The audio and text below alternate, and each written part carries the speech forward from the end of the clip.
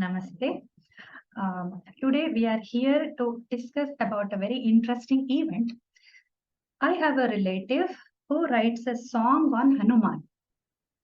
Very close relative of mine has recently worked on a song for Hanuman for 1 week. For 1 week, that person was totally immersed in the feeling of Hanuman. He wanted to write something very like the feelings were coming out and he gave time. He did not think of anything else until the song completed totally. Like something is behind you and you want to do it. So that way he did it. And when uh, they shared the song with me, I felt very happy listening to it. Okay. I felt very happy because the song directly touched my heart. The song directly touches my heart, and I felt very like the feeling of Hanuman came to me, and the wordings were in simple Telugu. The Telugu is very beautiful, and he is not a poet. He is not a professional poet. He just has some bent, some bhakti for Hanuman, some bent for words, and he just wanted to write because to show his gratitude or whatever. So, and his wife sang that song, and she sent me that version, telling that, my husband wrote it, and my husband wanted me to sing it. I was touched doubly by her voice. First, I read the lyrics, they were heart touching. The voice of hers was doing total justice to that song. I said, okay, can you give that to me to put in the YouTube? And all, okay, that talk occurred, and that is locking material for now. What is material I want to share now? When you do something for Bhagavan in bhakti, you have lot of devotion, you give time, you give feeling, you give the dedicatedness to that shraddha, what you call. It's not translatable into English at all. Shraddha is something that we understand inwardly, but we don't know how to tell it in English. There's nothing equivalent to that. So he did with that. What happened, when they went to their friend's house? Then obviously what happens latest we share with the friends, right? So what she did is, my husband wrote a song, and she started singing it to them. They said, oh, we want to listen it to your voice. And she started singing. Then, it's a song on Hanuman. And, one monkey turns up. One monkey comes to their house. And did you see monkeys calm ever? Did you see calm monkeys? Monkeys are never calm.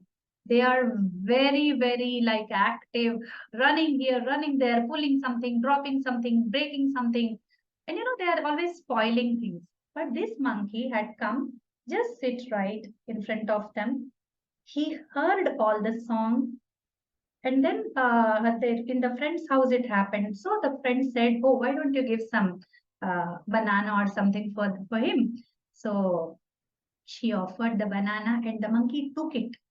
The monkey took it, ate it very calmly, very neatly, very calmly. He ate it. He just sat. And the lady of the house was telling that, monkeys never come alone here. We are not used to seeing one monkey because we see them in groups.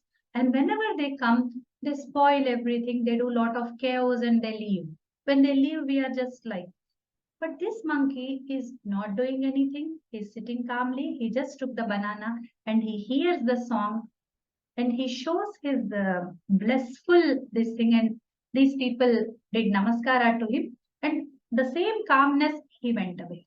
After the song went, after eating the banana, with the same calmness, he leaves the place. Otherwise, monkeys don't go. We say, hush, hush, whatever we say, they don't leave the place. They're not afraid of you. The more hush, hush you say, the more onto us they come and they try to do these things. Okay, and he didn't say anything. He just was around. He heard the song and he went away. So what we believe is this is one event which happened just within last week. I am sharing this event to you within just 2 or 3 days of its happening. I am sharing it. Okay. So what does this show? It shows that Bhagavan blesses us in any form when we believe in him, when we think of him, when we spend some thought and spend some time for him, he values the time. And he blesses in ways that are very, very heart touching, very unguessable ways. We can't guess. We can't they are not planned. They happen unplanned. They happen in some time, but you surely recognize it. But you surely recognize it as an event of Bhagavan's grace. It is not just a monkey coming, eating banana and going away, but listening to the song that you wrote for Hanuman.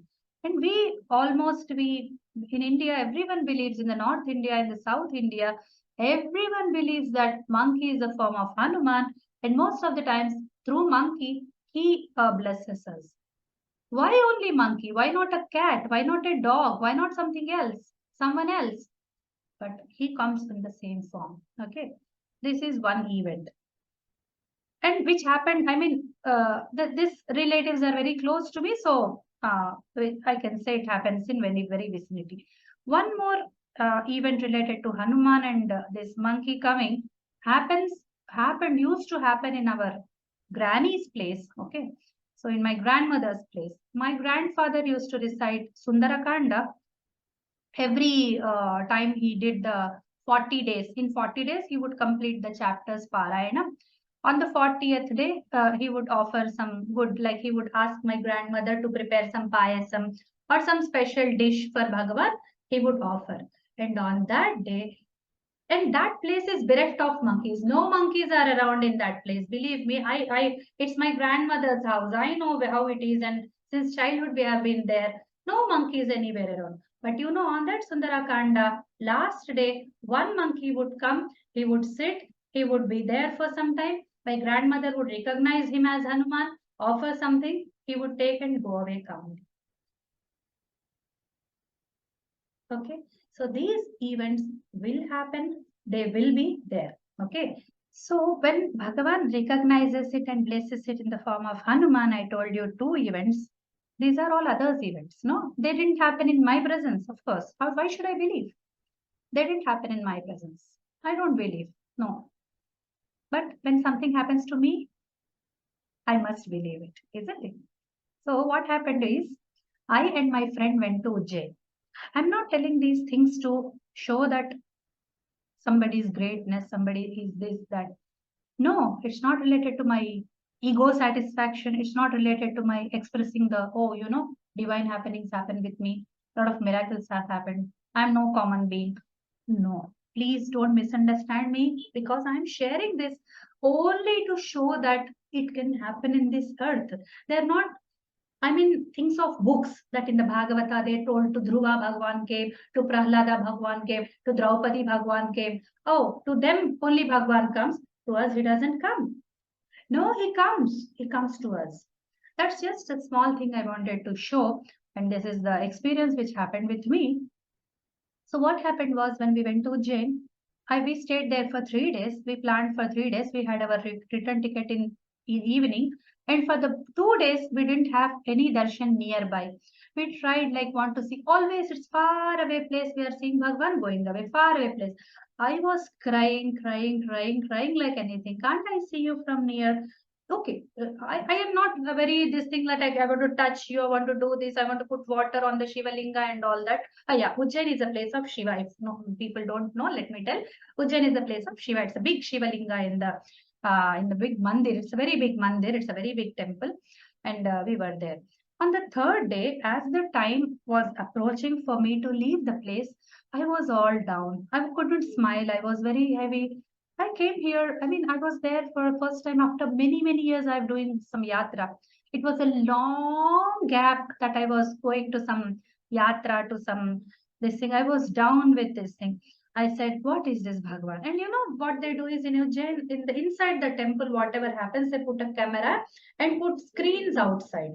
So I was standing at such a screen, and my friend who was along with me, she said, "Please eat something." I said, "No, I don't want to eat anything." I didn't see him. I'm not feeling like eating. Just leave it. She said, "I'm feeling very hungry. I can't travel without eating. So I'll go and eat and come something." Come. Then I said, "I'll stand here seeing whatever is happening inside the temple. You go and come." She went away. I was alone standing there.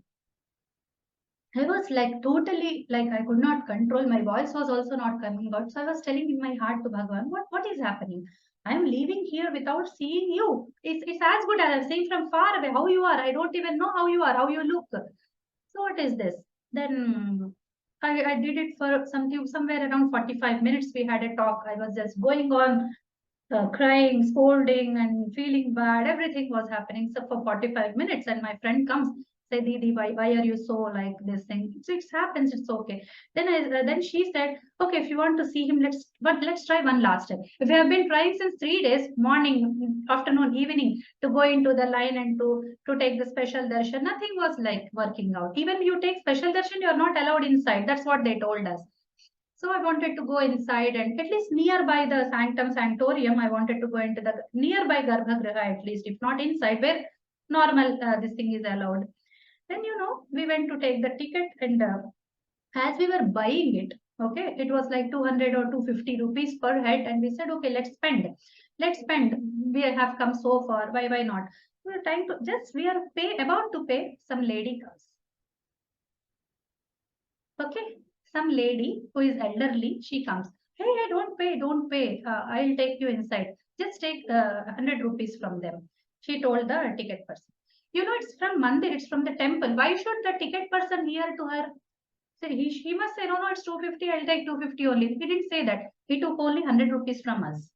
So both of us paid 200. So two people. And this lady took us, come along, she said. Come along. The mandir was totally like the way she took us was totally empty. Nobody was there. She was going and in front, we were following her. Go inside straight. She took us into the Garbhagriha. Straight away. And there some people were there, not even many people. And I went into the temple. I touched the god. I offered my namaskara. I put some water. I did 2 times darshan. I sat there and did my japa. Nobody said anything. She said, these girls are with me. These girls are with me. And nobody said anything to her. She is elderly lady. I am very short person on this earth. I have only very less height. And she was even shorter than me. Okay, we 3 people were 3 tiny women were just walking. Okay. And we had the darshan. And she said, what else do you want? Did you touch this? The water inside that there is a small pool inside, which is divine pool, which is very divine water is there. I took the water, I put it on my head. I drank some water. I wanted to do 4 or 5 things. Now I don't remember, but it's an event which happened in, let me tell you, which year? 2016 or 17. Okay, this is an event of 2016 or 17 when it happened. And then she took us, and we didn't get the food of the mandir's like prasada place. Where mandir's prasada is there, we heard the food is very good, very divine. And I wanted to have the taste of it, but I didn't get it. That amma, that lady asked, do you want to eat? Do you want to eat the food? He said, yes, why not? Then she said, no, we didn't get tickets. They are not giving us tickets. They say something or the other every time, and they are not giving us the tickets. Nah, we missed it. We missed the food. She said, why? I am here. Then she took the tickets for us. She herself bought them. Come along. Then she took us straight to the food place. She made us eat it. Okay, eat the food. And then we were like short of time and we had to run to the railway station. And just we thanked her. I did not feel like giving money to her. I did not feel like, because what she gave me could not be bought with money. And I don't think she did it for money's sake. We gave her namaskara. We said, this is our phone number. Give us your phone number. We want to thank you. We want to just remember you, keep in contact with you. She said, it's okay. Please ask anybody who comes here, Papad Wali Amma. That is my name. She said, I am Papad Wali Amma. So Papad means that round eatables which we fry and eat. So they are just sold in round pieces. So we put in hot this oil and we fry it and eat it. So maybe she sells them. She was a very like low kind of woman. She, they're not very economically very standard and all. But we touched her feet. We said, thank you so much. Okay. And then she left. Okay. After that, my friend went to Ujjain. And other boy whom I know went to Ujjain. I said, please inquire for that Papadwali Amma. Nobody recognized her. Nobody said, even the same person, same ones who sold the ticket to us, they could not recognize her. He inquired many places. Nobody knew her. We don't know who that lady was, why it happened. And that day's feeling is still with me. Now what should I say? So where it was impossible, Bhagavan listened to me. He made it possible. I don't want it. He graces me. He graces me with this darshan. He blesses me. That's enough for me. I don't test it again and again. Oh, that event happened somewhere in 2017. Now I don't believe in you. Show me something else. I don't ask him to show his love to me in some or the other forms. I am alive. I am breathing. I'm happy. I'm doing the work I want. That's enough. He is blessing me. I'm speaking. I'm speaking about His love. I'm speaking about His grace today with you all, sharing with you all. He is gracing me. He wants me to tell you. Otherwise, I would not share personal experiences anywhere. Okay? Anywhere. No, I will never share. But this I'm telling only to make people believe that, Bhagavan graces by his own ways. Believe him in the kshetra where you go, in the divine places, pilgrimages where you go. Bhagavan is there. He is seeing you. He is listening to you, and he will answer all your questions. Just the thing you need is to have Shraddha. Feel bad that you are not able to spend time for him. Feel bad that in the whole life, we are running here and there, working for our money. We go to a pilgrimage to pay attention to Bhagavan. But there are many things that distract us and we are broken. We don't go there and be ourselves. Oh, Bhagavan, I came for you with all my love. I offer myself to you, my love, my time, my importance, whatever things I'm attached to. I give all that to you. To your feet, I offer. We should not, we don't say that. Actually, we should be doing it. But we don't do it enough. Okay, if we do it enough, people say, oh, nothing happens in the pilgrimage. It's only a rock, it's a rock. No, he's not a rock. If he were a rock, that Papadwali Amma would not come. She would not have showed the darshan straight into the temple. I remember my skin horripulating while I was walking. I could not believe that this is happening. And nobody to disturb us. Nobody. Just we people and handful of people inside the temple at that point of time when it was very heavy rush time.